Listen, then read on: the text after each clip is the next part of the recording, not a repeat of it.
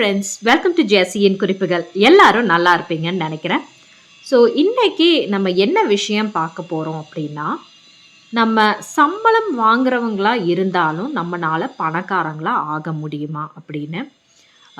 பேக்ரவுண்டில் கொஞ்சம் சவுண்டு கேட்கும் உங்களுக்கு, அது ட்ரில்லிங் சவுண்டு. ஏன்னா பக்கத்தில் அப்பார்ட்மெண்ட் கட்டிட்டு இருக்காங்க. ஸோ இந்த டைல்ஸ் வேலைலாம் நடக்கிறதுனால காலையிலேருந்து நைட்டு வரைக்கும் இந்த சவுண்டு கேட்டுட்டு தான் இருக்கும். ஸோ பேக்ரவுண்ட் நாய்ஸை கொஞ்சம் அட்ஜஸ்ட் பண்ணிக்கோங்க. ஸோ எல்லாருமே என்ன நினைக்கிறாங்க அப்படின்னா, பிஸ்னஸ் பண்ணுறவங்க மட்டும்தான் பணக்காரங்களா ஆக முடியும், சம்பளம் வாங்குறவங்க பணக்காரங்களா ஆக முடியாது அப்படின்னு நினைக்கிறீங்க. இது முற்றிலும் ஒரு தவறான ஒரு கருத்து. இப்போ வேலை செய்கிறவங்களும் பார்த்தீங்கன்னா நிறைய பேர் பணக்காரங்களா இருக்கிறாங்க. இப்போ ஃபார் எக்ஸாம்பிள் நீங்கள் எடுத்துக்கிட்டிங்கனாலே சுந்தர் பிச்சை கூட இருக்கிறார். அவர் வேலை தான் செய்கிறாரு, ஆனால் அவர் பணக்காரராக இருக்கிறாரு. இப்போ நீங்கள் நினைக்கலாம், அவருடைய சம்பளம் ரொம்ப அதிகமாக இருக்குது, அதனால தான் அவர் பணக்காரராக இருக்கிறாரு. நீங்கள் எவ்வளவு தான் சம்பளம் வாங்கினாலும் நீங்கள் சேமிக்கலை, அதை சரியான ஒரு இடத்துல நீங்கள் சேமித்து வைக்கலைன்னா, நீங்கள் எவ்வளவு சம்பளம் வாங்கினாலும் நீங்கள் ஏழையாக ஆகிடுவீங்க. ஸோ எந்தெந்த மாதிரி விஷயங்கள்லாம் நம்ம பண்ணால் நம்மளும் பணக்காரங்களாக ஆக முடியும் அப்படிங்கிற விஷயத்தை தான் இன்றைக்கான வீடியோவில் நம்ம பார்க்க போகிறோம். இதில் நான் ரொம்ப முக்கியமான பிளான்ஸ் எல்லாமே சொல்லியிருக்கேன். நீங்கள் மினிமம் ஒரு 20,000 ரூபாய் சம்பளம் வாங்கினா கூட கண்டிப்பாக நீங்களும் ஒரு கோடீஸ்வரங்களாக ஆக முடியும், லட்சாதிபதியாக ஆக முடியும். அதனால் ஸ்கிப் பண்ணாமல் கடைசி வரைக்கும் இந்த வீடியோவை பாருங்கள். இந்த வீடியோ உங்களுக்கு பிடிச்சிருக்கு அப்படின்னா மறக்காமல் லைக்கும் பண்ணுங்கள், கமெண்ட்டும் பண்ணுங்கள். இந்த சேனலில் போடுற வீடியோஸ் உங்களுக்கு பிடிச்சிருக்குன்னா மறக்காமல் இந்த சேனலுக்கு சப்ஸ்கிரைபும் பண்ணுங்கள். இது எல்லாருக்கும் தெரிஞ்ச விஷயங்கள் தான் இருக்கும். அதில் ஒரு சில விஷயங்கள் நீங்கள் ஃபாலோ பண்ணாமல் இருப்பீங்க. நீங்கள் ஃபாலோ பண்ணாமல் விட்டிருந்தா கூட நீங்கள் பணக்காரங்க ஆகிறது கொஞ்சம் கஷ்டமான விஷயம். ஸோ எல்லாத்தையுமே பிளான் பண்ணி தான் நம்ம ஒரு விஷயத்த பண்ணணும். ஃபஸ்ட்டு என்ன பண்ணணும் அப்படின்னா, நீங்கள் 50-30-20 ரூல்னு கேள்விப்பட்டிருப்பீங்க.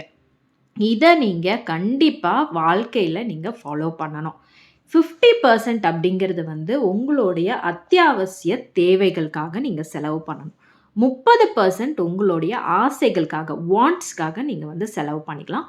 மிச்சம் 20% கண்டிப்பாக நீங்கள் சேமிக்க தான் செய்யணும். இந்த 20% என்னால் சேமிக்க முடியலை, எனக்கு நிறைய இஎம்ஐ இருக்குது அப்படின்னு நீங்கள் நினச்சிங்க அப்படின்னா கண்டிப்பாக நீங்கள் உங்களுடைய வருமானத்தை அதிகப்படுத்தணும். இப்போ நான் 20,000 ரூபாய் சம்பளம்னு சொன்னேன் இல்லையா, அப்போ அதில் 20% எவ்வளவு? 4,000 ரூபாய். இப்போ இந்த 4,000 ரூபாய்க்கு தான் நம்ம எப்படியெல்லாம் சேமிக்க போகிறோம் அப்படிங்கிறத பார்க்க போகிறோம். இந்த 30% நீங்கள் உங்களுடைய வாண்ட்ஸ், ஆசைகளுக்காக வச்சுருக்கீங்கல்ல, இதை நீங்கள் கொஞ்சம் குறைச்சி நீங்கள் சேமிப்பில் போட்டிங்கன்னா கூட அது ரொம்ப ரொம்ப நல்லது. ஆனால் இந்த 20% என்ன தான் ஆனாலும் சரி உங்கள் சம்பளத்துலேருந்து நீங்கள் ஃபஸ்ட்டே எடுத்து வச்சிடணும். ஸோ எந்த மாதிரி விஷயங்கள்லாம் இந்த 4,000 ரூபாயை போடலாம் அப்படின்னா, ஃபஸ்ட்டு முக்கியமான விஷயம் உங்கள் வீட்டில் யார் சம்பாதிக்கிறீங்களோ அவங்களுக்கு நீங்கள் ஒரு டேர்ம் இன்சூரன்ஸ் எடுத்து வச்சுக்கோங்க. நான் ஏற்கனவே இது இன்னொரு வீடியோவில் கூட நான் சொல்லியிருப்பேன். டேர்ம் இன்சூரன்ஸ் ரொம்ப ரொம்ப முக்கியம். ஏன்னா அதுக்காக வீட்டில் இருக்கிறவங்க எல்லாருக்கும் ஒரு டேர்ம் இன்சூரன்ஸ் எடுத்துக்கணும்னு அவசியம் கிடையாது. யார் உழைக்கிறாங்களோ, யார் சம்பாதிக்கிறாங்களோ அவங்களுக்கு மட்டும்தான் நீங்கள் டேர்ம் இன்சூரன்ஸ் எடுக்கணும். நான் எதுக்கு இந்த டேர்ம் இன்சூரன்ஸ் முக்கியம்னு சொல்கிறீங்களா? இப்போ இந்த கோவிடில் எத்தனை பேர் ஒரு 30 வயசு 25 வயசுலேயே இறந்து போனாங்கன்னு தெரியும். அந்த டைமில் அவங்க ஃபேமிலிக்கு இந்த இன்சூரன்ஸ் இருந்திருந்தால் எவ்வளவு உதவியாக இருந்திருக்கும். இந்த இன்சூரன்ஸ் இல்லாததுனால நிறையா குடும்பங்கள் நடு தெருவில் நிற்க மாதிரி ஆயிடுச்சு. நிறைய ஃபேமிலிஸே நொடிஞ்சு போயிட்டாங்க. நீங்கள் இதில் அட்லீஸ்ட் ஒரு 500 ரூபாயாவது இன்சூரன்ஸ் எடுக்கிற மாதிரி நீங்கள் பார்த்துக்கோங்க. நிறைய இந்த மாதிரி இன்சூரன்ஸ் ஸ்கீம்ஸ் இருக்குது. பட் டேர்ம் இன்சூரன்ஸ் அப்படிங்கிறத நீங்கள் ஞாபகம் வச்சுக்கிறணும். நான் லைஃப் இன்சூரன்ஸ் சொல்லலை, நான் டேர்ம் இன்சூரன்ஸு சொல்கிறேன். ஸோ யார் சம்பாதிக்கிறவங்களோ அவங்க இதை பற்றி எடுத்து வச்சுக்கோங்க. ஸோ இது ஃபர்ஸ்ட் இன்சூரன்ஸ். ஸோ ரெண்டாவது விஷயம் என்னன்னு பார்த்தீங்கன்னா, ஹெல்த் இன்சூரன்ஸ் எடுத்துக்கிறணும். உங்கள் ஃபேமிலியில் உடம்பு சரியில்லாமல் இருக்கிற அம்மா அப்பா இருக்கிறாங்க, உங்களுக்கு எல்லாத்துக்குமே நீங்கள் கண்டிப்பாக ஒரு ஹெல்த் இன்சூரன்ஸ் எடுத்துக்கோங்க. ஏன்னா ஒரு ஹாஸ்பிட்டலுக்குன்னு போனீங்கன்னா எவ்வளவு செலவாகும் அப்படிங்கிறது உங்களுக்கே வந்து தெரியும். இப்ப நெறைய பேர் வந்து நெனைக்கலாம், நான் எதுக்கு சும்மா இந்த ஹெல்த் இன்சூரன்ஸ் எடுக்கணும்? நான் இது மியூச்சுவல் ஃபண்ட்ஸ்ல, ஸ்டாக்ஸ்லலாம் நான் இன்வெஸ்ட் பண்ணேன்னா, இந்த காசு நான் 20 வருஷம், 30 வருஷம் கட்டுறதுல நானே வந்து அதுல நெறைய வந்து சம்பாதிச்சிரலாமேன்னு 20 வருஷம் நீங்க உயிரோட இருந்தீங்கன்னா நல்லது. அப்படி இல்ல அதுக்கு முன்னாலே ஏதோ ஒண்ணு ஆயிடுச்சு, ஏதோ ஒரு உடம்பு சரியில்லாம போயிடுச்சுன்னா, அப்ப என்ன பண்ணுவீங்க? அப்ப இந்த மாதிரியான விஷயங்கள் தான் உங்களுக்கு கை கொடுக்கும். ஸோ எப்பயுமே வந்து ஃபியூச்சர பத்தி யோசிக்கிறதுக்கு முன்னால ஒரு பேக்கப் பிளானும் வச்சுக்கிறணும். ஸோ டெர்ம் இன்சூரன்ஸ்க்கு ஒரு ரூ. 500, ஹெல்த் இன்சூரன்ஸ்க்கு ஒரு ரூ. 500ன்னு வச்சுக்கோங்க. அதே மாரி உங்க கம்பெனியிலே வந்து உங்க ஃபேமிலிக்கு ஹெல்த் இன்சூரன்ஸ் குடுத்துடுறாங்க. உங்களுக்கு ஹெல்த் இன்சூரன்ஸ் குடுத்துடுறாங்கன்னா, அப்ப வந்து இந்த ஹெல்த் இன்சூரன்ஸ் எடுக்க தேவையில்ல. நான் ஹெல்த் இன்சூரன்ஸ் சொல்றது வந்து கம்பெனியில குடுக்காதவங்களுக்காக நான் வந்து சொல்றேன். அடுத்தது பார்த்தீங்கன்னா, எமர்ஜென்சி ஃபண்ட். அது நெறைய வீடியோஸ்ல நான் வந்து வற்புறுத்திட்டே இருப்பேன். கண்டிப்பா ஒரு எமர்ஜென்சி ஃபண்ட் நீங்க சேர்த்து வைங்கன்னு. மினிமம் ஒரு 6 மாசத்துக்கான சம்பளத்தையாவது உங்களுடைய எமர்ஜென்சி ஃபண்ட்ல போடுங்க. நீங்க வந்து ஒரு 12 மாசத்துக்கு இல்லன்னா ஒரு 10 மாசத்துக்கு வந்து நீங்க வெறும் டெர்ம் இன்சூரன்ஸும், ஹெல்த் இன்சூரன்ஸ் போட்டுக்கிட்டு, எமர்ஜென்சி ஃபண்டுக்குன்னு சேர்த்து வச்சுக்கிட்டே வாங்க. இப்ப இதுல வந்து ஒரு ரூ. 500 ரூ. 500 ரூ. 1000 முடிஞ்சிருச்சா? மிச்சம் இருக்கிறது நம்மகிட்ட ரூ. 3000. ஸோ எமர்ஜென்சி ஃபண்டு ரூ. 3000 நீங்க போட்டுக்கிட்டே இருங்க. எமர்ஜென்சி ஃபண்ட சேர்த்து வச்சதுக்கு அப்புறமா தான், நீங்க மற்ற விஷயங்கள்ல நீங்க வந்து இன்வெஸ்ட் பண்ண ஆரம்பிக்கணும். ஏன்னா திடீர்னு வந்து வேல போயிடுச்சு, ஏதோ ஒரு விஷயம் நடந்துருச்சு அப்படின்னா, இந்த காச எடுத்து நம்ம யூஸ் பண்ணிக்கிற மாரி இருக்கும். ஸோ கண்டிப்பா எமர்ஜென்சி ஃபண்ட் வந்து முக்கியமான விஷயம். ஸோ அடுத்து பார்த்தீங்கன்னா, ரிட்டயர்மென்ட் ஃபண்ட். எல்லாருக்குமே வயசாக தான் போகுது. அதுக்காக நம்ம பிள்ளைகிட்டயே நம்பிக்கிட்டு நம்ம வந்து உட்கார முடியாது. நம்மளுக்குன்னு வந்து ஏதாவது ஒரு காச நம்ம சேர்த்து வைக்கணும். அதுல நீங்க வந்து நெறைய ஸ்கீம்ஸ் இருக்கு. இப்ப நேஷனல் பென்ஷன் ஸ்கீம் இருக்கு, என்பிஎஸ் இருக்கு, பப்ளிக் ப்ராவிடென்ட் ஃபண்ட் இருக்கு, பிபிஎஃப் இருக்கு. தங்கத்துல நீங்க இன்வெஸ்ட் பண்ணலாம். நீங்க பிசிக்கலா நீங்க வந்து கோல்டு வாங்கிக்கிறலாம். அப்படி இல்லன்னா சாவரின் கோல்டு பாண்ட்ஸ் இருக்கு. இது கூட வாங்கிக்கிறலாம். இப்ப நீங்க வந்து நெனைக்கலாம், நான் வந்து இதெல்லாம் எப்படி நான் வந்து சேர்த்து வைக்க முடியும்னு. இப்ப நீங்க நெறைய வருஷத்துக்கு முன்னால, இப்ப 10 வருஷத்துக்கு முன்னாலயே பார்த்தீங்கன்னா, கோல்டுடைய விலை எவ்வளவு இருந்தது? 1 பவுன் கிட்டத்தட்ட ஒரு ரூ. 6,000 இருந்தது. இன்னைக்கு எவ்வளவு இருக்கு 1 பவுன்? கிட்டத்தட்ட ரூ. 50,000 தாண்டி போயிடுச்சு.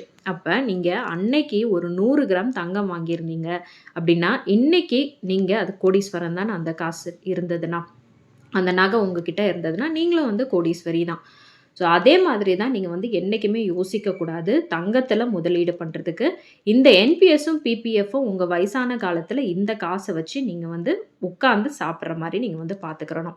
ஸோ ரிட்டயர்மென்ட் ஃபண்டும் கண்டிப்பா நீங்க வந்து பண்ணணும். ஸோ அடுத்தது பார்த்தீங்கன்னா, இண்டெக்ஸ் ஃபண்டுன்னு சொல்லுவாங்க.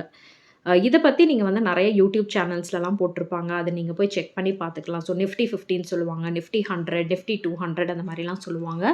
ஸோ இந்த விஷயத்திலயும் நீங்க வந்து இன்வெஸ்ட் பண்ணிக்கலாம். ஸோ முக்கியமா நான் இன்னைக்கு சொன்ன விஷயம் என்னன்னா, term insurance, health insurance, emergency fund, retirement fund, index fund இதுல எல்லாத்தையுமே இன்வெஸ்ட் பண்ணணும். ஸோ இப்ப நீங்க வந்து யோசிக்கலாம், "என்னம்மா நீ ரூ. 4,000ல சேர்த்து வைக்க சொல்ற. இந்த ரூ. 4,000ல நான் எப்படி கோடீஸ்வரன் ஆகுது?" அப்படின்னு. கண்டிப்பா கோடீஸ்வரங்களா ஆக முடியும். எப்பயுமே வந்து உங்களுடைய வருமானம் ரூ. 20,000 இருக்க போறதில்ல இல்லையா?